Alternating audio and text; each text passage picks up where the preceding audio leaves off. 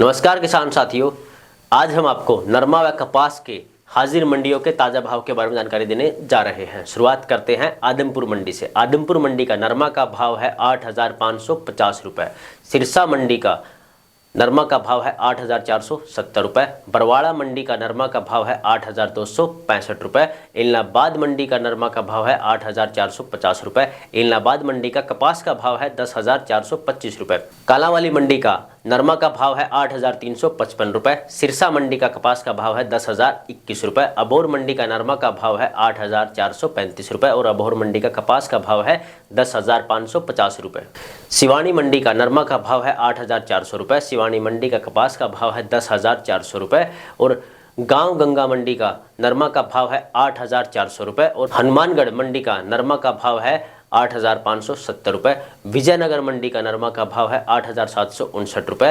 रावसर मंडी का नरमा का भाव है 8,662 रुपये। भट्टू मंडी का नरमा का भाव है 8,350 रुपये। भट्टू मंडी का कपास का भाव है 9,810 रुपये।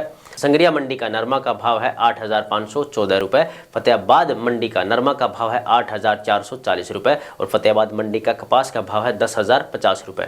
भुन्ना मंडी का नरमा का भाव है 8,400 रुपये और किलायत मंडी का नरमा का भाव है 8,490 रुपये।